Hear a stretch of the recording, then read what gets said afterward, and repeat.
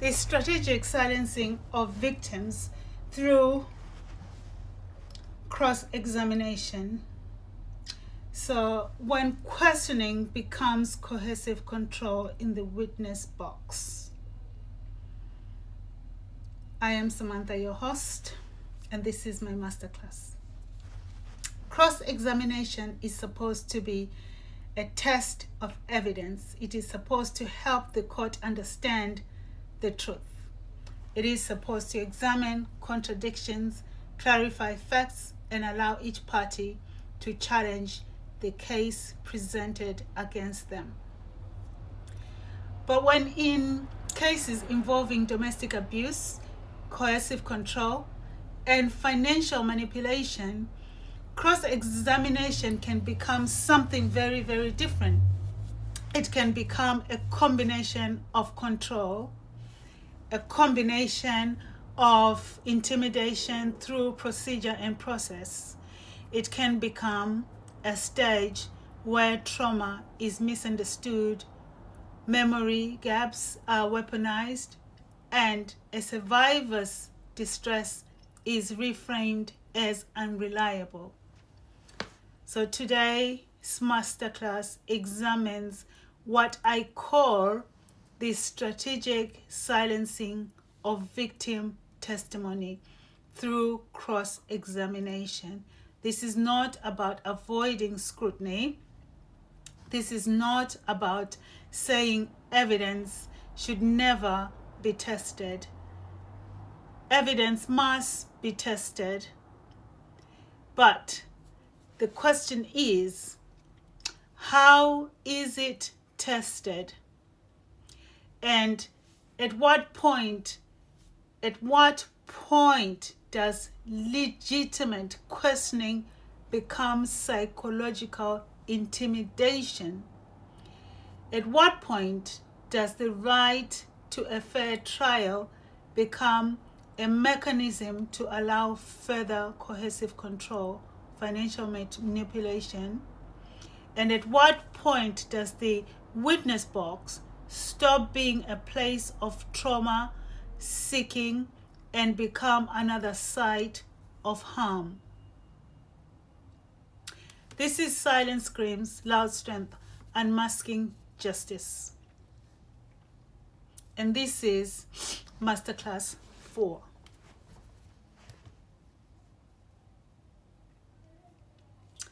The purpose of cross-examination is simple. Cross-examination has a legitimate role within proceedings, any proceedings. It allows a party to challenge the evidence put before them.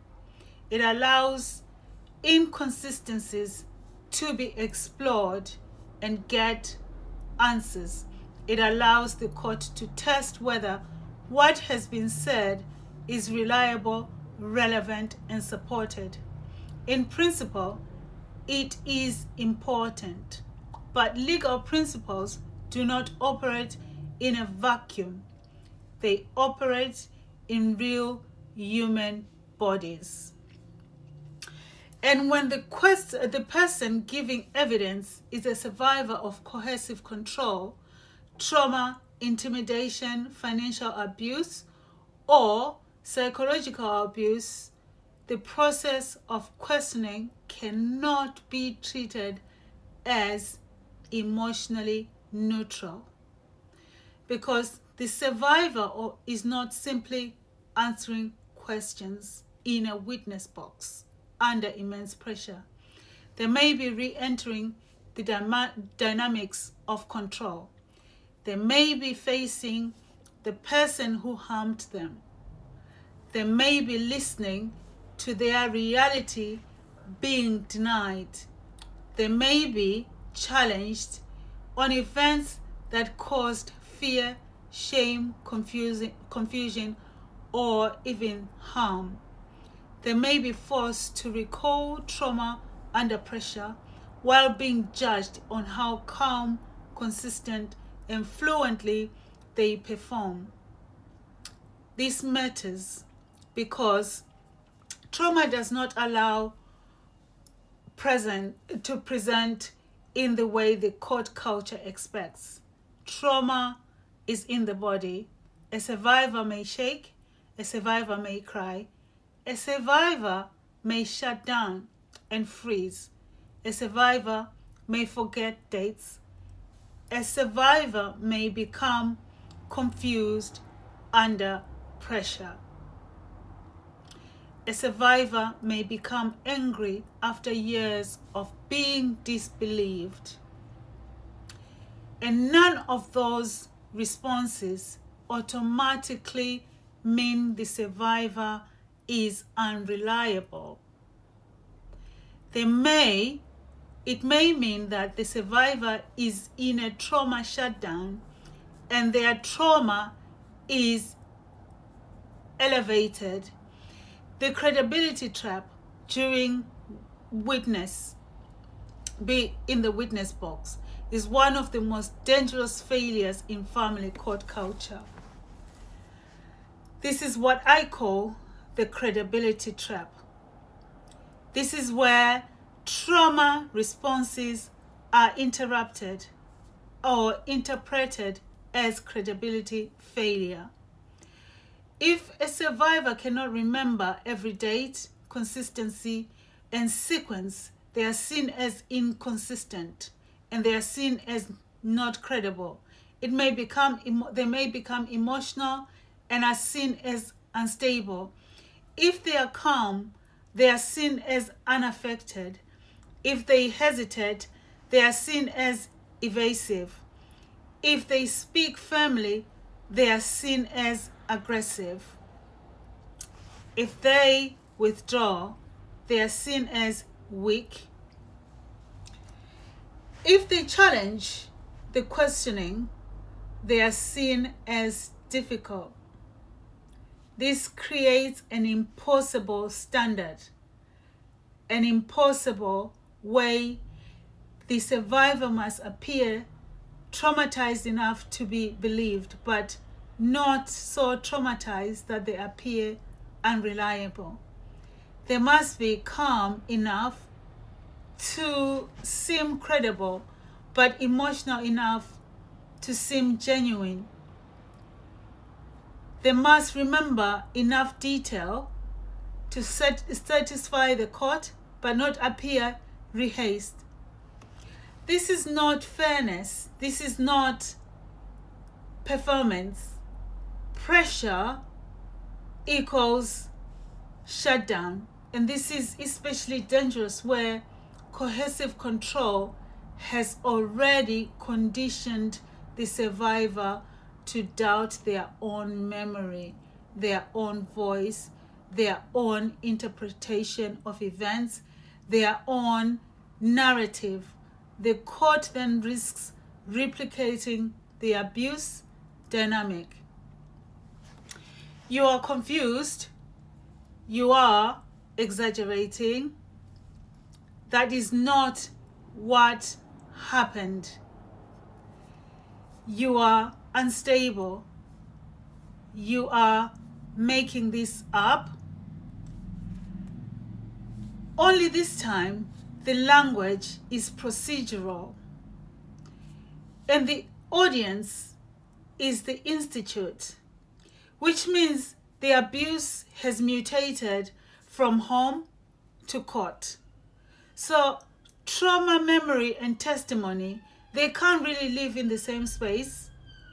This is where safeguarding is very important. Trauma affects memory. This must be understood clearly. Trauma is not always chronological. It may be fragmented. It may be sensory.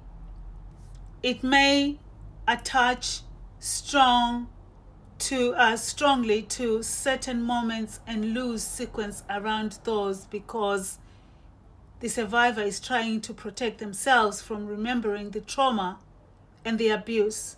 So a survivor may remember a tone of voice, a look, a threat, a room, a smell, a physical sensation, or the feeling of danger. everything is heightened while struggling to give a perfect timeline. It's an impossible place to be. That does not mean the abuse did not happen. It means the brain encoded the experience under threat. And yet, cross-examining often demands linear, polished, documentary-style recall. It's impossible. The survivor is expected to narrate trauma as if it were an administrative file. But trauma is not stored like an administrative file. It is stored in the nervous system. This is why trauma-informed questioning is essential, because without it, cross-examination can create artificial inconsistencies. The questioning itself destabilizes the witness, and then the destabilization is used to question credibility. This is a serious safeguarding failure. When questioning becomes control. So there is a difference between testing evidence and controlling a witness. Testing evidence seeks clarification. Control seeks collapse. Testing evidence examines facts.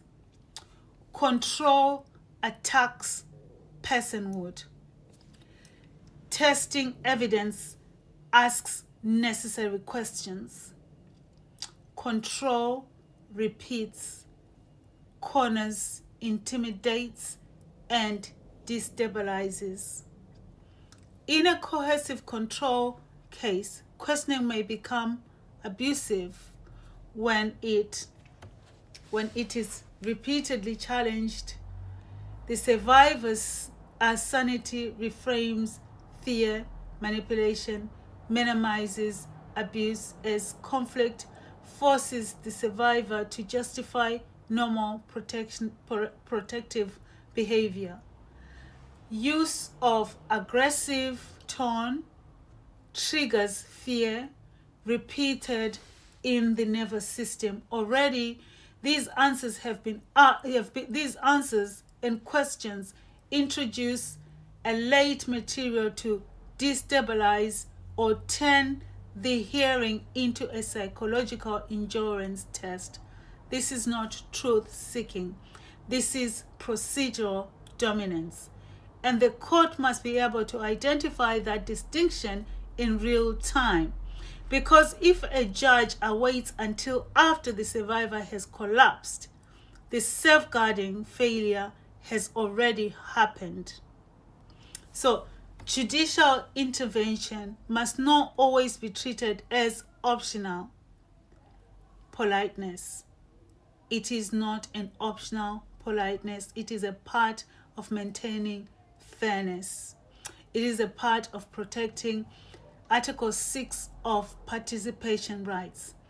It is a part of ensuring that the court hears evidence clearly rather than allowing a witness to be psychologically dismantled.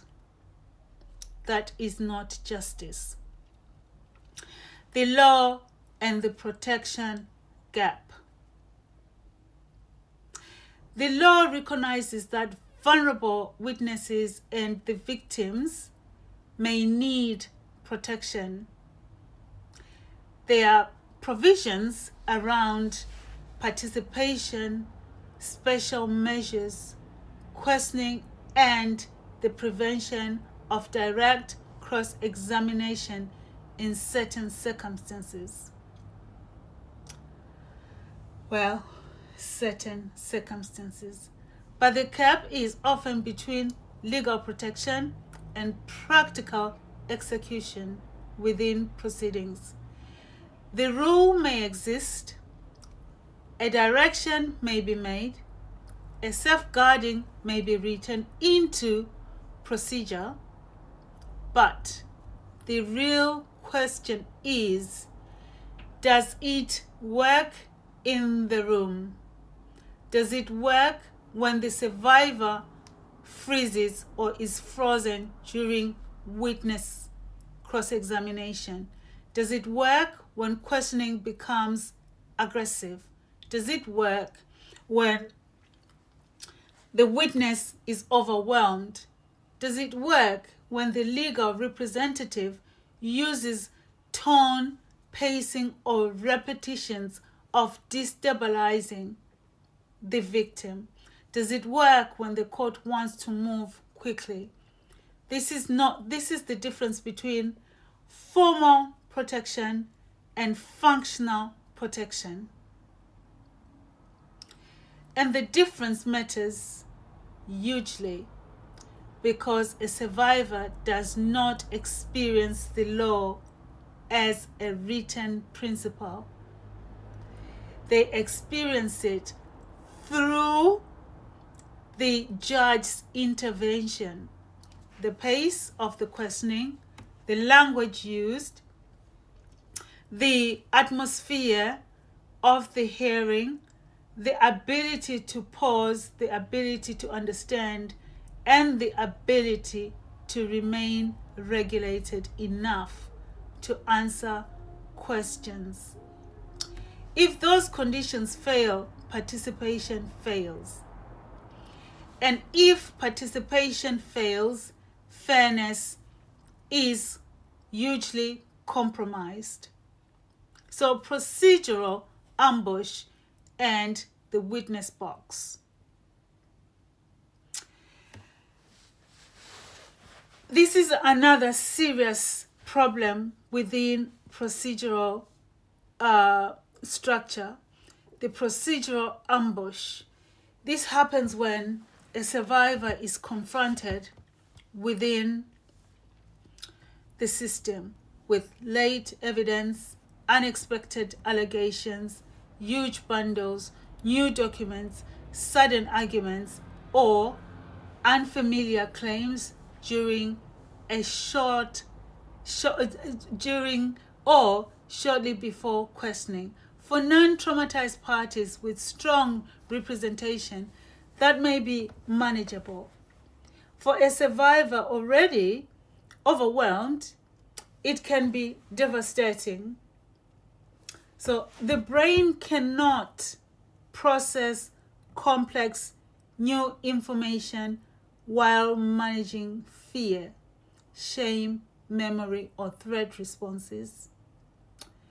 This is why preparation and procedural clarity matters. Survivors must know what issues are being questioned, what evidence is being relied upon, what documents are relevant, what allegations are being evidenced, and what protections are available during questioning. Ambush is not a legitimate tactic. In trauma cases, ambush can become a direct attack on the participation capacity of the victim of domestic abuse, and courts must recognize that. What courts must do? Courts must move beyond assumption. Courts must move beyond cross-examination is not an automatically fair process because both sides are allowed to ask questions. Fairness requires active management. That means courts must identify vulnerability early, hold proper ground rules, hearings where needed, control tone and repetition, prevent intimidation, allow breaks, stop irrelevant or oppressive questioning, ensure questions are understood, intervene when distress affects evidence, and recognize trauma presentation as part of evidential context. This is not giving one party an advantage. This is a protection of integrity of the evidence, because evidence given under intimidation is not better evidence. Evidence given under collapse is not clearer evidence. Evidence extracted through trauma is not justice. The purpose of cross-examination must remain truthful and stand in truth, not in domination, not in humiliation, not procedural punishment. Truth, direct protection, a direct directive to ensure equal arms during cross-examination. Equal measures should be implemented. Cross-examination is not one of the most powerful tools in legal proceedings, but power requires responsibility. Where domestic abuse and coercive control are present, questioning must be managed within trauma precision, because the witness box should never become another site of abuse. The survivor's voice must not be destroyed by the very procedure designed to hear it. The courts must understand that credibility cannot be measured by how well traumatized person perform under pressure. The deeper question is, did the process allow that person to give their best evidence? Did it protect participation? Did it prevent intimidation? Did it search for the truth or reproduce harm? This is not a minor procedural issue. It is a safeguarding issue. It is an Article 6 issue. It is a justice issue. I am Samantha, your host. This is Silence Screams Loud Strength, Unmasking Justice. Share this episode or masterclass with anyone that needs to hear it. The strategic of silencing of the victim testimony through cross-examination. Safeguarding is paramount. Safeguarding persons of domestic abuse is paramount.